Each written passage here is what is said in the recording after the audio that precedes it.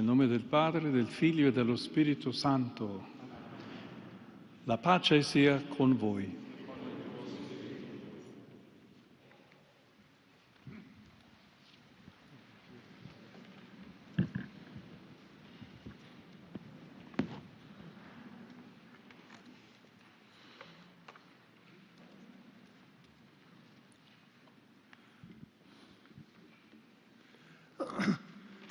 Holy Father, allow me in my capacity as Dean of the Diplomatic Corps accredited to the Holy See to extend to you our most sincere greetings and our heartfelt best wishes for the new year that has just begun.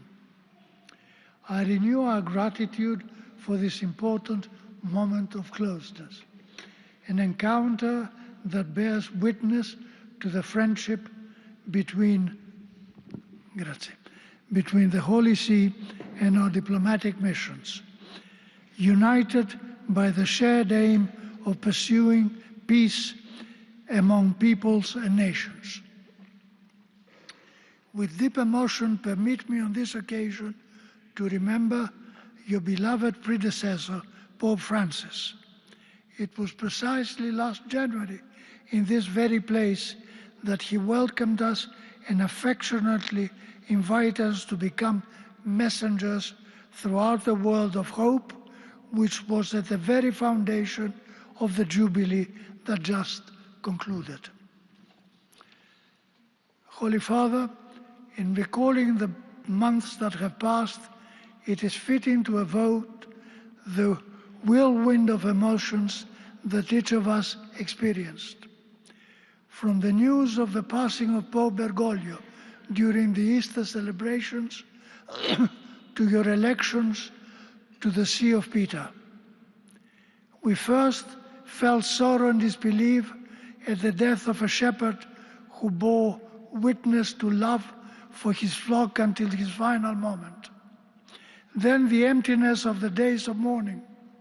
Finally came the joy of the white smoke and the pealing bells throughout the eternal city, which transformed waiting into a hopeful anticipation for the new Vicar of Christ. I remember that afternoon, people rushing towards the Vatican in Via della Conciliazione, filling rapidly and joyfully with men and women from all over the world, present as witnesses to history at the moment when the new Pope will appear from the loggia of St. Peter's Basilica. I recall the applause and the happiness of the crowd upon hearing your name proclaimed for the first time as Supreme Pontiff Leo XIV. I was then struck, Your Holiness, by the attentive silence with which your inaugural address was received. In this time of great uncertainty and fear, your words immediately warmed the millions of hearts, offering a message of calm to the anxieties of so many. Peace be with you. It is the peace of the risen Christ, a peace that is unarmed and disarming, humble and persevering. I thank you, Holy Father, for having shown us by these words, later taken up in your message for the World Day of Peace on January 1st, the path that every man and woman is called to walk. In them resounds the serene yet powerful hope of a reconciled world. Here lies the profound meaning of the diplomatic mission, to resolve conflicts through the strength of reason and constant determination to work for the common good.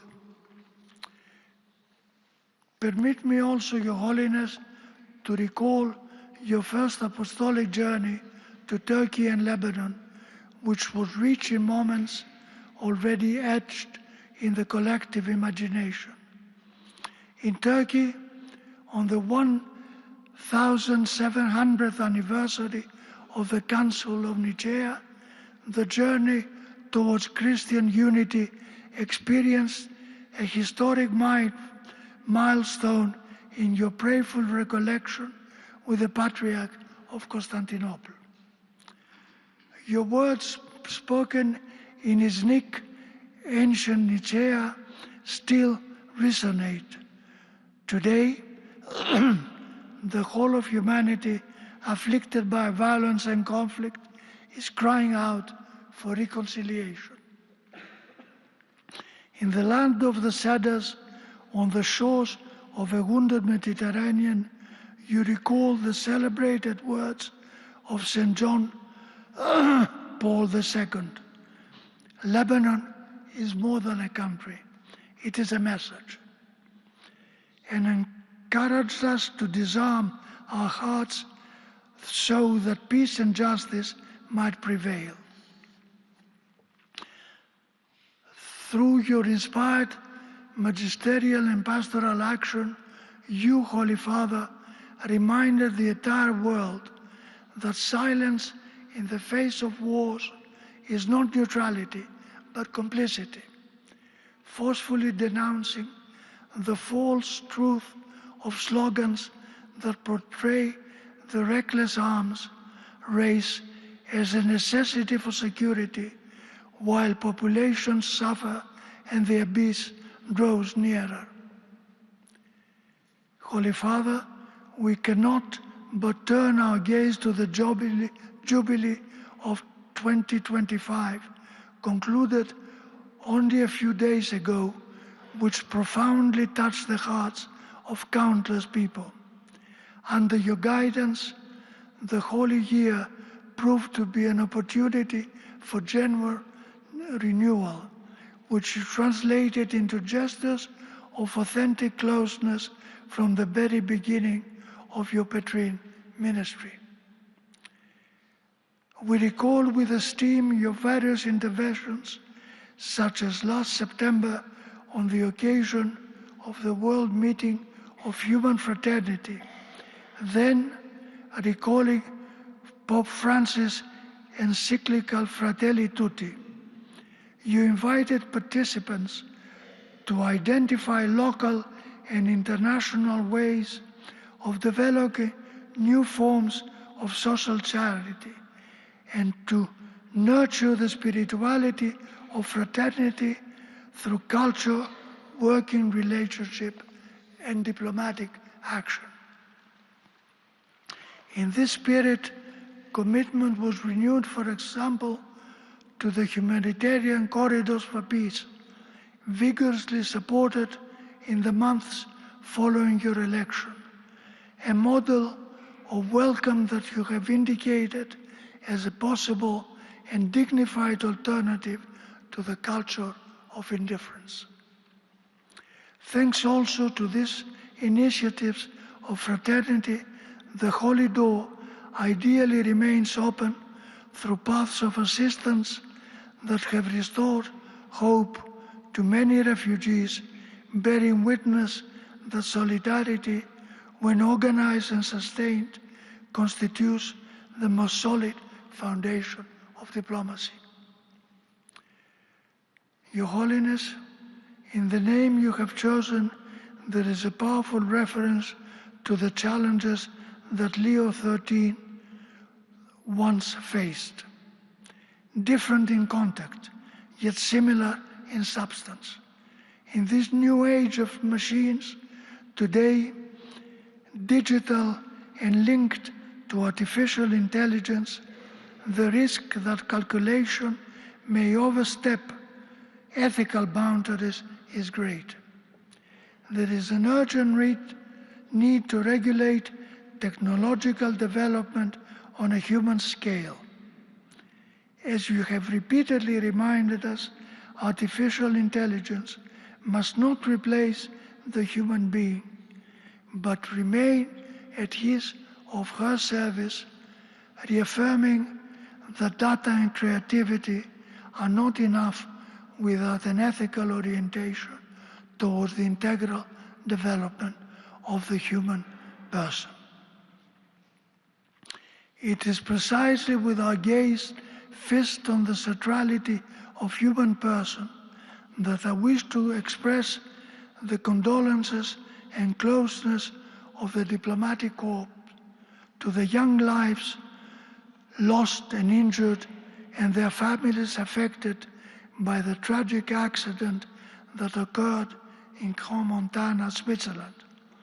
We pray for them and for the Venezuelan people, recalling your words that the good of the beloved Venezuelan people must prevail over every other consideration. This must lead to the overcoming of violence and to the pursuit of paths and justice of peace. Holy Father, I conclude with the hope that your actions may bear for all humanity the same fruitfulness that the thought of your spiritual father, St. Augustine, bore for the Church. Just as he was able to unite the wisdom of his time with the Christian creed, may you help the world to find true peace, integrating the countless human experiences with a universal message of fraternity capable of speaking to the heart of every man and woman on the planet. Your Holiness, with profound esteem and affection on behalf of the diplomatic corps, I extend to you our warmest best wishes for the new year, renewing the offer of our service in favor of peace and the building of bonds that may help resolve the conflicts of the world. Thank you.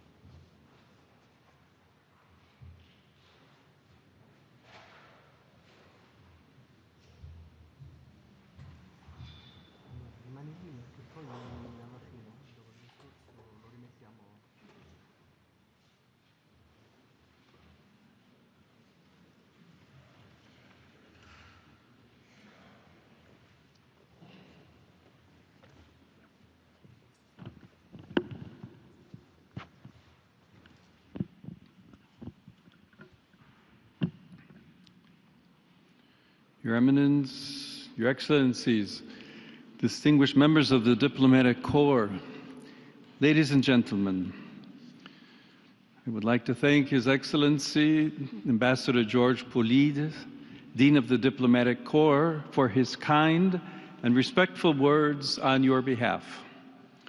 I welcome all of you to this meeting for the exchange of greetings at the beginning of the new year. This is a traditional occasion in the life of the Diplomatic Corps accredited to the Holy See, but it is a new experience for me since it was only several months ago that I was called to shepherd Christ's flock. I am pleased, therefore, to welcome you this morning, and I am grateful for your generous participation, which this year is enriched by the presence of the new resident heads of mission of Kazakhstan, Burundi, and Belarus. I thank the respective governmental authorities for their decision to open in Rome diplomatic representations to the Holy See. This is a tangible sign of good and fruitful bilateral relations. To each of you, dear ambassadors, I wish to extend my good wishes to your countries and to share a reflection on our times, which are so troubled by a growing number of tensions and conflicts. This past year saw many significant events, beginning with those directly affecting the life of the Church, which experienced a profound jubilee and saw the return to the Father's house of my venerable predecessor, Pope Francis. The whole world gathered around his coffin on the day of his funeral and sensed the loss of a father who had guided the people of God with immense pastoral charity. A few days ago, we closed the last holy door, that of St. Peter's Basilica, which Pope Francis himself had opened on Christmas night in 2024. During the Holy Year, millions of pilgrims flocked to Rome to make their Jubilee pilgrimage. Each person brought his or her own experiences, questions, and joys, as well as pains and wounds, to pass through the holy doors, which are symbols of Christ himself, our heavenly physician. By coming in the flesh, he took upon himself our humanity in order to make us partakers of his divine life, as we contemplated in the recent celebration of Christmas. I am confident that through these experiences, many people have been able to deepen or rediscover their relationship with the Lord Jesus, finding comfort and renewed hope for facing life's challenges. In questa sede desidero esprimere particolare gratitudine ai romani che con grande pazienza e senso di ospitalità si sono fatti carico dei numerosi pellegrini e turisti giunti in urbe da ogni parte del mondo. Uno speciale apprezzamento desidero rivolgere al governo italiano, all'amministrazione capitolina e alle forze dell'ordine che si sono adoperate con zelo e precisione perché Roma fosse in grado di accogliere tutti i visitatori e gli eventi giubilari e quelli successivi alla morte di Papa Francesco potessero svolgersi in serenità e sicurezza. La Santa Sede e l'Italia condividono non solo la vicinanza geografica, ma soprattutto la lunga storia di fede e di cultura che lega la Chiesa a questa splendida penisola e al suo popolo. Ne sono un segno anche le eccellenti relazioni bilaterali, suggellate quest'anno dall'entrata in vigore delle modifiche all'accordo sull'assistenza spirituale delle forze armate, che consentirà una maggiore efficacia nell'accompagnamento spirituale delle donne e degli uomini che prestano il loro servizio nelle forze armate in Italia e nelle numerose missioni all'estero, come pure la firma dell'accordo per un impianto agrivoltaico a Santa Maria di Galeria, che consentirà la fornitura di energia elettrica alla città del Vaticano tramite il ricorso a fonti rinnovabili, confermando così il comune impegno in favore del creato. Sono poi grato per le visite che mi hanno reso le alte cariche dello Stato all'inizio del mio pontificato e per la squisita ospitalità riservatami al Palazzo del Quirinale dal Signor Presidente della Repubblica, al quale desidero far giungere il mio cordiale e riconoscente saluto. During the past year, having accepted the invitation given to Pope Francis, I had the joy of visiting Turkey and Lebanon. I am grateful to the authorities of both countries for their welcome. In Iznik, Turkey, together with the Ecumenical Patriarch of Constantinople and representatives of other Christian denominations, I commemorated the 1700th anniversary of the First Ecumenical Council.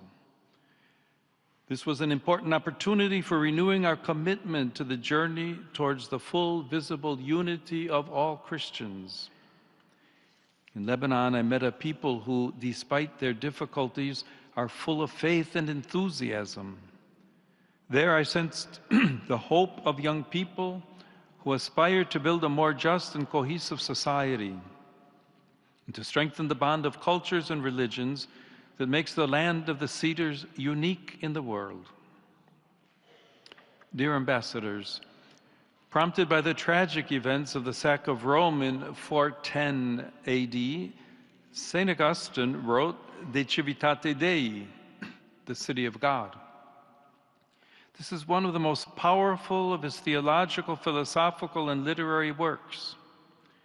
As Pope Benedict XVI observed, it is an impressive work crucial to the development of Western political thought and the Christian theology of history. It draws, as we would say in contemporary terms, on a narrative that was spreading for the pagans, still numerous at that time, and even quite a few Christians thought that the God of the new religion and the apostles themselves had shown themselves incapable of protecting the city. In the days of the pagan gods, Rome was caput mundi, the great capital, and no one could have imagined that it would fall into the hands of its enemies. Now, with the God of the Christians, this great city no longer seemed secure. Certainly, our times are very distant from those events. This is not simply a question of temporal distance, but also of a different cultural awareness and the development of categories of thought. However, we cannot overlook the fact that our own cultural sensibilities have drawn nourishment from that work, which, like all the classics, speaks to people of every generation. Augustine interprets events in history itself according to the model of two cities. First, there's the city of God, which is eternal and characterized by God's unconditional love, amor Dei, as well as love for one's neighbor, especially the poor. Then there is the earthly city, which is a temporary dwelling place where human beings live until death. In our day, the latter includes all social and political institutions, from the family to the nation state and international organizations. For Augustine, this city was epitomized by the Roman Empire. Indeed, the earthly city is centered on pride and self-love, amor sui, and the thirst for worldly power and glory that leads to destruction. However, this is not a reading of history that seeks to contrast eternity with the present, the church with the state, nor is it a dialectic about the role of religion within civil society. In Augustine's view, the two cities coexist until the end of time. Each has both an external and an internal dimension, for they are to be understood not only in light of the external manner in which they are constructed throughout history, but also through the lens of the internal attitudes of each human being towards the realities of life and historical events. In this perspective, each of us is a protagonist and thus responsible for history. Moreover, Augustine emphasizes that Christians are called by God to dwell in the earthly city with their hearts and minds turned towards the heavenly city, their true homeland. At the same time, Christians living in the earthly city are not strangers to the political world, and guided by the scriptures, seek to apply Christian ethics to civil government. The city of God does not propose a political program. Instead, it offers valuable reflections on fundamental issues concerning social and political life, such as the search for a more just and peaceful coexistence among peoples. Augustine also warns of the grave dangers to political life arising from false representations of history, excessive nationalism, and the distortion of the ideal of the political leader. Although the context in which we live today is different from that of the 5th century, some similarities remain highly relevant. We are now, as then, in an era of widespread migratory movements. As then, we are living at a time of a profound readjustment of geopolitical balances and cultural paradigms. As then, we are, in Pope Francis' well-known expression, not in an era of change, but in a change of era. In our time, the weakness of multilateralism is a particular cause for concern at the international level.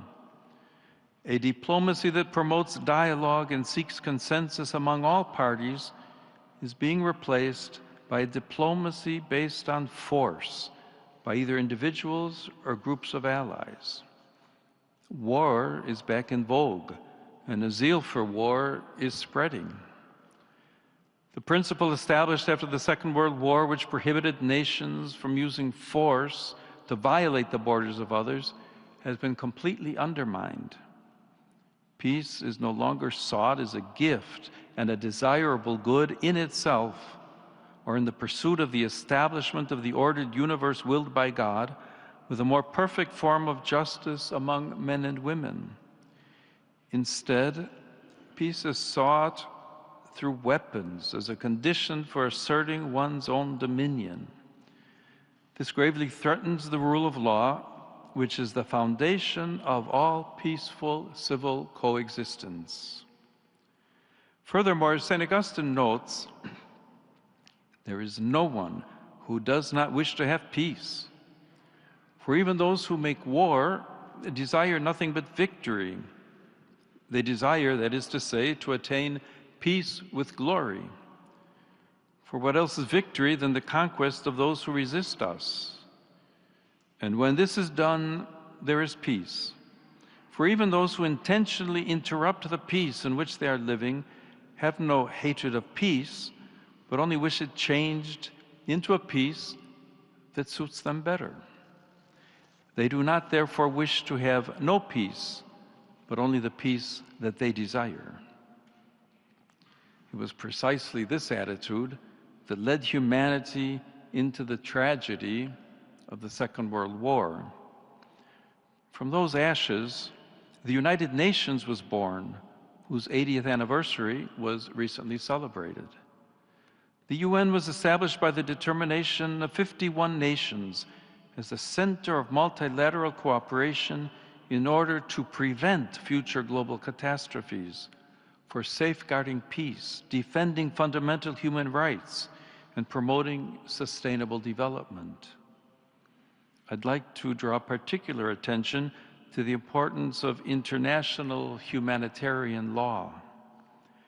Compliance with this cannot depend on mere circumstances and military or strategic interests.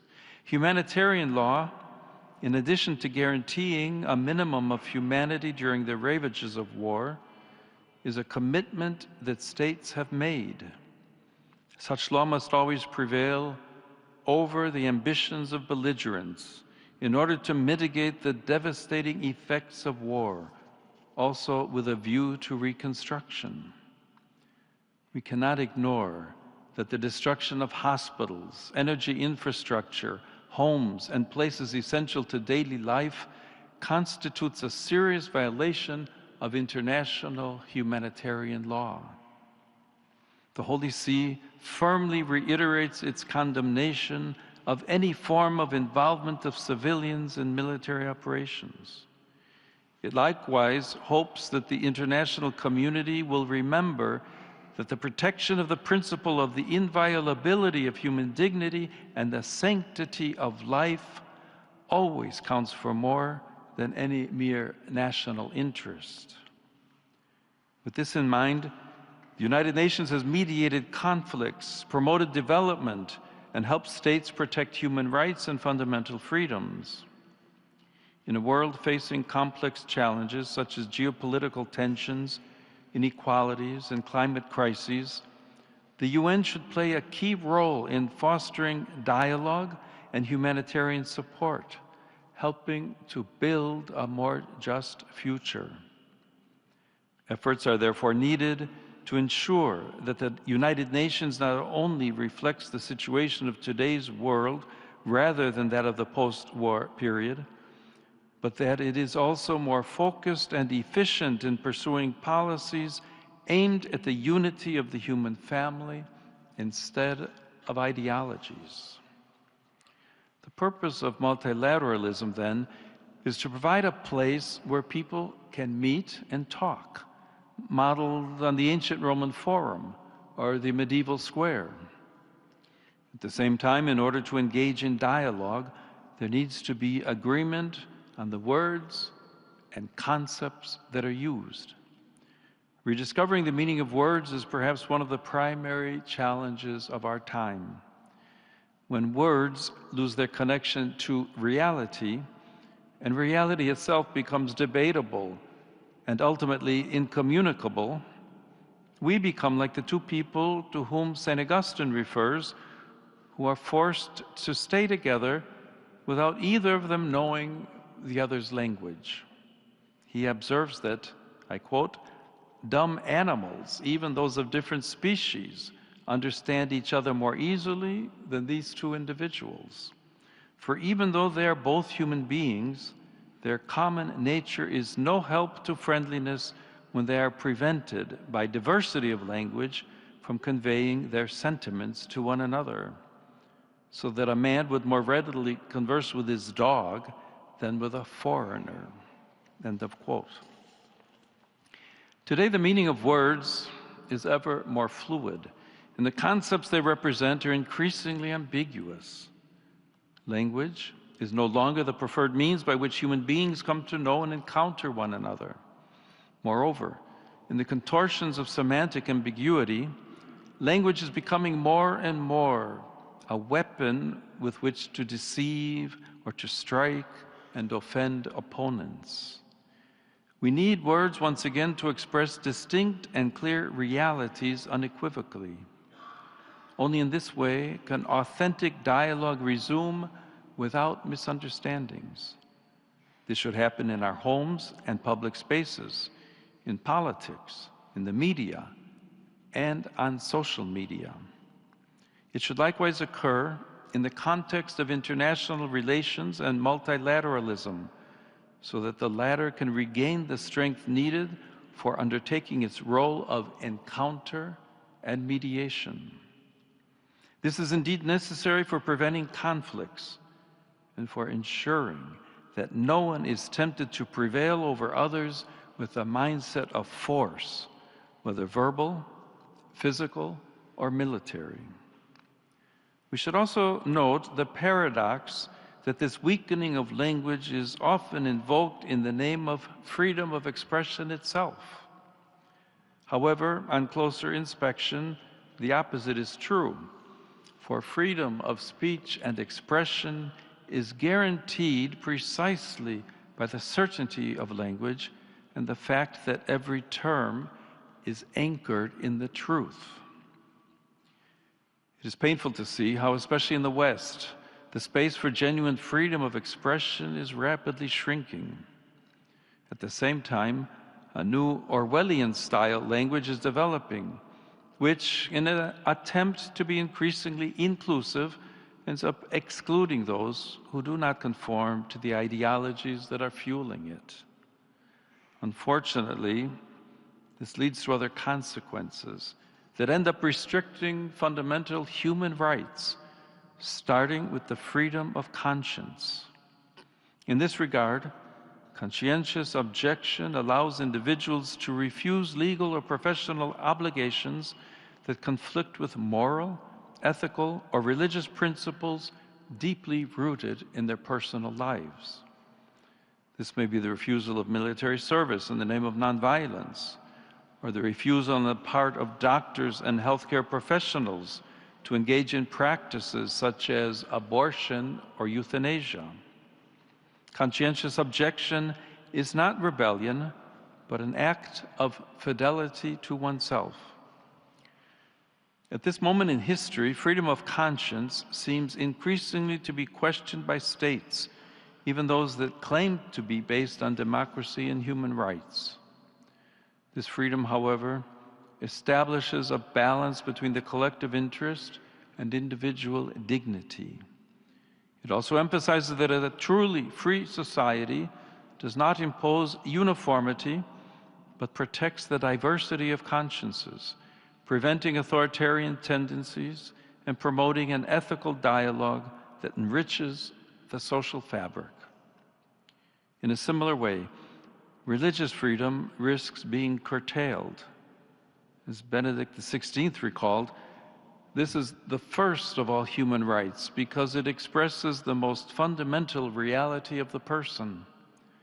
The most recent data shows that violations of religious freedom are on the rise, and that 64% of the world's population suffers serious violations of this right. In requesting that the religious freedom and worship of Christians be fully respected, the Holy See asks the same for all other religious communities. On the 60th anniversary of the promulgation of the Declaration Nostra Aetate, one of the fruits of the Second Vatican Ecumenical Council that concluded on December 8, 1965, I had the opportunity to reiterate the categorical rejection of all forms of anti-Semitism, which unfortunately continues to sow hatred and death. I likewise emphasize the importance of cultivating the Jewish-Christian dialogue, deepening our common biblical roots. On that same commemorative occasion, the meeting with representatives of other religions allowed me to renew my appreciation for the progress made in recent decades along the path of interreligious dialogue. Indeed, in every sincere religious quest, there is a reflection of the one divine mystery that embraces all creation. In this regard, I ask all the nations to guarantee full freedom of religion and worship to each of their citizens.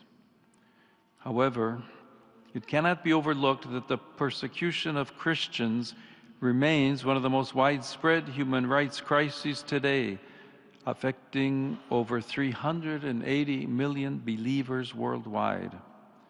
They suffer high or extreme levels of discrimination, violence, and oppression because of their faith. This phenomenon impinges on approximately 1 in 7 Christians globally, and it worsened in 2025 due to ongoing conflicts, authoritarian regimes, and religious extremism. Sadly, all of this demonstrates that religious freedom is considered in many contexts more as a privilege or concession than a fundamental human right. Here I would especially call to mind the many victims of violence, including religiously motivated violence in Bangladesh, in the Sahel region, and in Nigeria, as well as those of the serious terrorist attack last June on the parish of St. Elias in Damascus. Nor do I forget the victims of jihadist violence in Cabo Delgado, Mozambique. At the same time, we must not forget a subtle form of religious discrimination against Christians, which is spreading even in countries where they are in the majority, such as in Europe or the Americas. There, they are sometimes restricted in their ability to proclaim the truths of the gospel for political or ideological reasons, especially when they defend the dignity of the weakest, the unborn, refugees and migrants, or promote the family. In its international relations and actions, the Holy See consistently takes a stand in defense of the inalienable dignity of every person. It cannot be overlooked, for example, that every migrant is a person and as such has inalienable rights that must be respected in every situation. Not all migrants move by choice, but many are forced to flee because of violence, persecution, conflict, and even the effects of climate change, as in various parts of Africa and Asia. In this year, which also marks the 75th anniversary of the International Organization for Migration, I renew the Holy See's hope that the actions taken by states against criminality and human trafficking will not become a pretext for undermining the dignity of migrants and refugees. The same considerations apply to prisoners who can never be reduced to the crimes they have committed. On this occasion, I wish to express my heartfelt gratitude to the governments that have responded positively to my venerable predecessor's appeal for gestures of clemency during the Jubilee year. It is my hope that the spirit of the Jubilee will permanently and structurally inspire the administration of justice so that penalties are proportionate to the crimes committed, dignified conditions are guaranteed for prisoners, and above all, efforts are made to abolish the death penalty, a measure that destroys all hope of forgiveness and renewal. Nor can we forget the suffering of so many prisoners held for political reasons in many countries. Furthermore, from a Christian perspective, human beings are created in the image and likeness of God, who, by calling them into existence out of love, has at the same time called them to love. This vocation is revealed in a privileged and unique way within the family. It is in this context that we learn to love and foster the capacity to serve life, thus contributing to the development of society and the Church's mission. Despite its centrality, the institution of the family faces two crucial challenges today. On the one hand, there is a worrying tendency in the international system to neglect and underestimate its fundamental social role, leading to its progressive institutional marginalization. On the other hand, we cannot ignore the growing and painful reality of fragile, broken, and suffering families afflicted by internal difficulties and disturbing phenomena, including domestic violence. The vocation to love and to life, which manifests itself in an important way in the exclusive and indissoluble union between a woman and a man, implies a fundamental ethical imperative for enabling families to welcome and fully care for unborn life. This is increasingly a priority, especially in those countries that are experiencing a dramatic decline in birth rates. Life, in fact, is a priceless gift that develops within a committed relationship based on mutual self-giving and service. In light of this profound vision of life as a gift to be cherished, and of the family as its responsible guardian, we categorically reject any practice that denies or exploits the origin of life and its development. Among these is abortion, which cuts short a growing life and refuses to welcome the gift of life. In this regard, the Holy See expresses deep concern about projects aimed at financing cross-border mobility for the purpose of accessing the so-called right to safe abortion.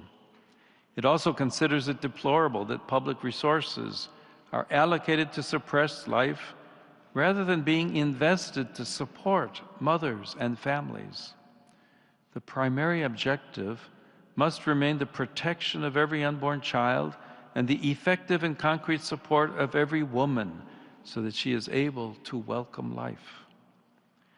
Likewise, there's the practice of surrogacy. By transforming gestation into a negotiable service, this violates the dignity both of the child, who is reduced to a product, and of the mother, exploiting her body and the generative process and distorting the original relational calling of the family. Similar considerations can be extended to the sick, to those who are elderly or isolated, who at times struggle to find a reason to continue living. Civil society and states also have a responsibility to respond concretely to situations of vulnerability, offering solutions to human suffering such as palliative care, and promoting policies of authentic solidarity rather than encouraging deceptive forms of compassion such as euthanasia.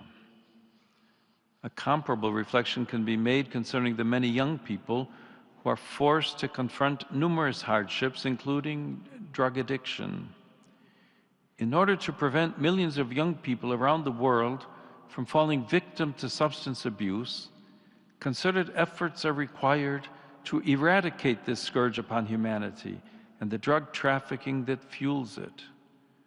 Together with these efforts, there must be adequate policies for recovery from addiction, as well as greater investment in human development, education, and the creation of employment opportunities. In light of these challenges, we firmly reiterate that the protection of the right to life constitutes the indispensable foundation of every other human right. A society is healthy and truly progresses only when it safeguards the sanctity of human life and works actively to promote it. The aforementioned considerations lead me to believe that in the current context, we are seeing an actual short circuit of human rights.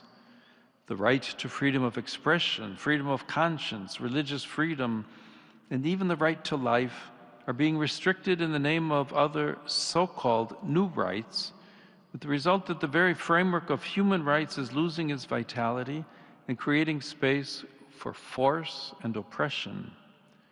This occurs when each right becomes self-referential, and especially when it becomes disconnected from reality, nature, and truth. Distinguished ambassadors, while St. Augustine highlights the coexistence of the heavenly and earthly cities until the end of time, our era seems somewhat inclined to deny the city of God its right of citizenship. It seems that only the earthly city exists, enclosed exclusively within its borders. Seeking only imminent goods undermines that tranquility of order, which for Augustine constitutes the very essence of peace, which concerns society and nations as much as the human soul itself, and is essential for any civil coexistence. In the absence of a transcendent and objective foundation, only self-love prevails, to the point of indifference to God, who governs the earthly city. Yet, as Augustine notes, great is the folly of pride in those individuals who think that the supreme good can be found in this life, and that they can become happy by their own resources. Pride obscures both reality itself and our empathy toward others. It is no coincidence that pride is always at the root of every conflict. Consequently, as I recalled in my message for the World Day of Peace, we lose our sense of realism and surrender to a partial and distorted view of the world, disfigured by darkness and fear, thus paving the way for the mentality of confrontation, which is the precursor to every war. We see this in many contexts, starting with the ongoing war in Ukraine and the suffering inflicted on the civilian population.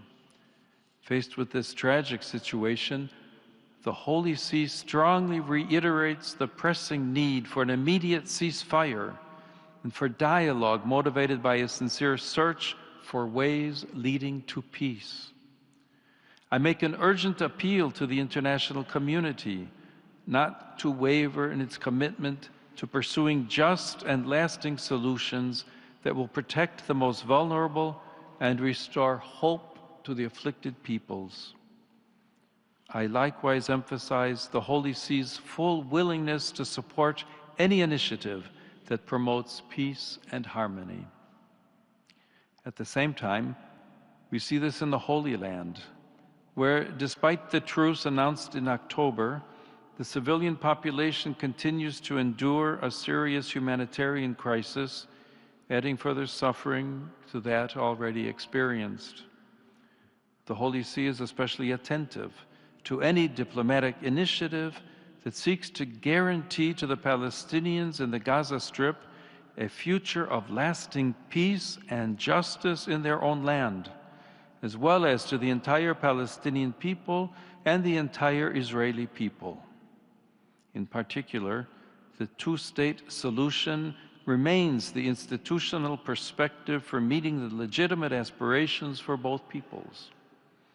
Yet sadly, there has been an increase in violence in the West Bank against the Palestinian civilian population, which has the right to live in peace in its own land. The escalating tensions in the Caribbean Sea and along the American Pacific coast are also a cause for serious concern. I wish to repeat my urgent appeal that peaceful political solutions to the current situation should be sought, keeping in mind the common good of the peoples and not the defense of partisan interests. This pertains in particular to Venezuela in light of recent developments. In this regard, I renew my appeal to respect the will of the Venezuelan people and to safeguard the human and civil rights of all, ensuring a future of stability and concord. To this end, inspiration may be drawn from the example of two of its children who I had the joy of canonizing last October, José Gregorio Hernández and Sister Carmen Rendiles.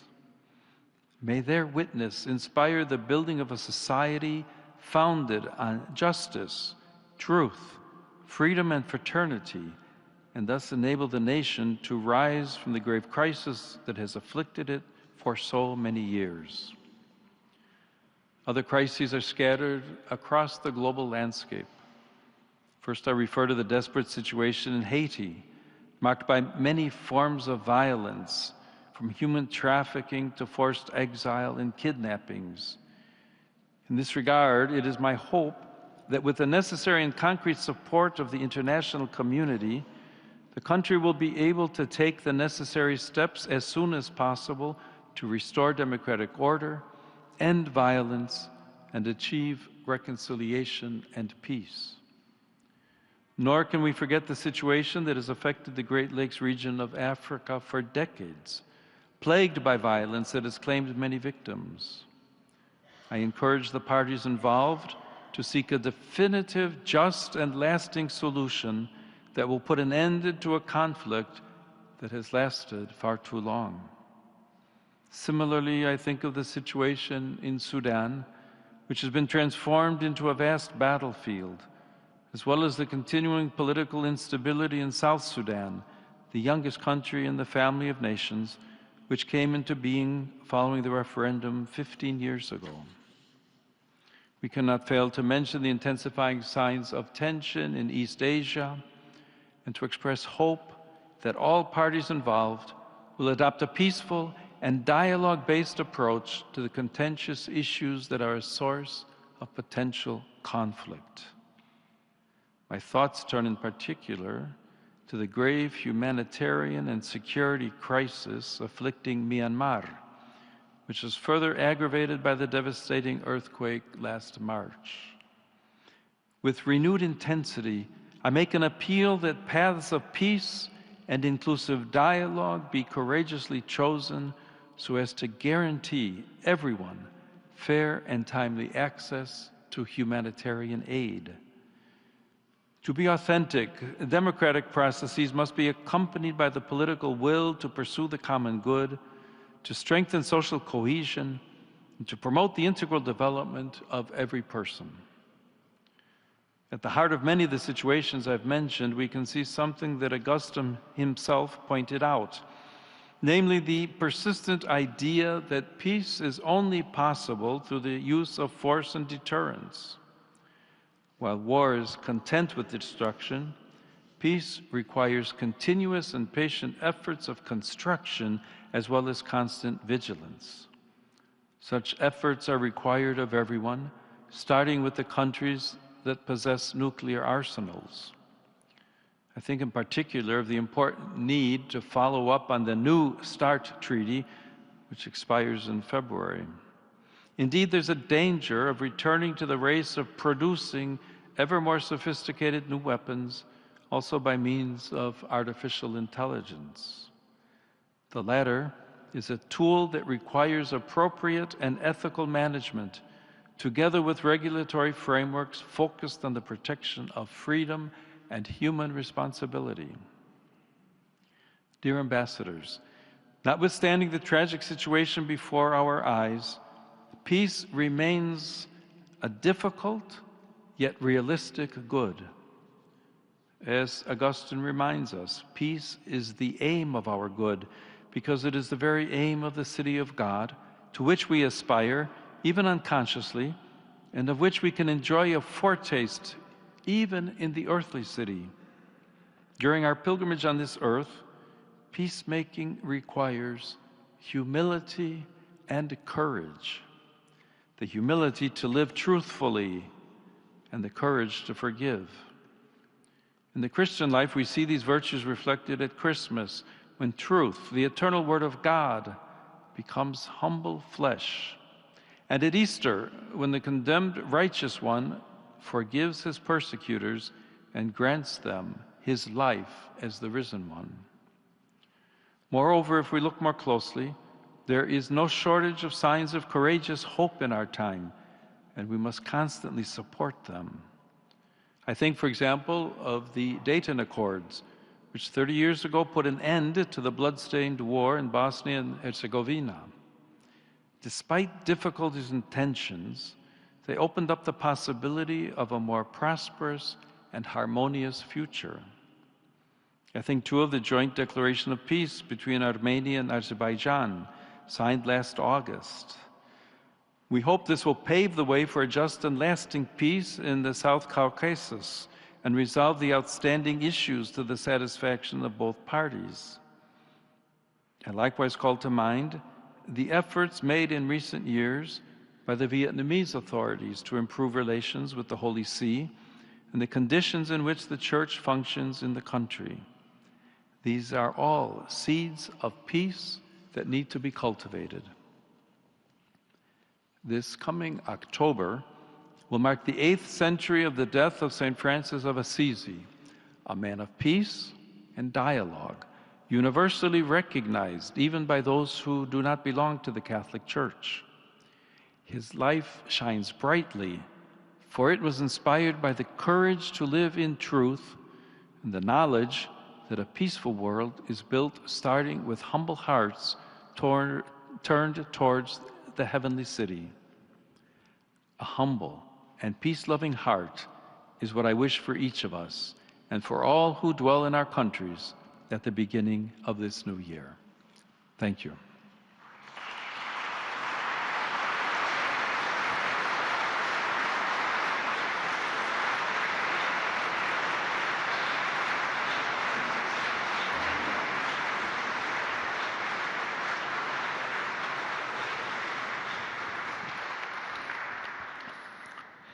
Eccellenze, gentili signori, si invitano cortesemente i capi missioni, accompagnati dai rispettivi consorti, a dirigersi verso l'incontro col Santo Padre e i superiori della Segreteria di Stato per il saluto personale, seguendo le indicazioni fornite dal nostro personale addetto. Al termine del saluto, i capi missione sono pregati di recarsi senza i consorti presso la Cappella Sistina per la foto di gruppo. Si richiede agli altri membri dei seguiti diplomatici di rimanere nei posti loro assegnati. Excellencies, distinguished guests, the heads of missions accompanied by their respective spouses are kindly invited to proceed to the meeting with the Holy Father and the superiors of the Secretary of State for a personal greeting, following the directions provided by our staff. At the conclusion of the greeting, the heads of missions are requested to proceed without their spouses to the Sistine Chapel for the group photograph. All the other members of the diplomatic entourages are kindly asked to remain in their assigned seats. Excellences, Mesdames et Messieurs, le chef de mission accompagné de leurs conjoints respectifs sont cordialement invités à se diriger vers la rencontre avec le Saint-Père et le supérieur de la Secrétariat d'État pour une salutation personnelle, en suivant les indications fournies par notre personnel. À l'issue de la salutation, les chefs de mission sont priés de se rendre sans leur conjoint à la chapelle Sixtine pour la photographie de groupe. Il a demandé à tous les autres membres de la délégation diplomatique de rester à les places assignées. Excelencias, señoras y señores, se invita cordialmente a los jefes de misión acompañados de sus respectivos cónyuges a dirigirse al encuentro con el Santo Padre y los superiores de la Secretaría de Estado para el saludo personal, siguiendo las indicaciones proporcionadas por nuestro personal. Al finalizar el saludo, se solicita a los jefes de misión que se dirijan, sin sus cónyuges, a la Capilla Sixtina para la fotografía grupal. Se pide a los demás miembros de las delegaciones diplomáticas que permanezcan en sus asientos asignados.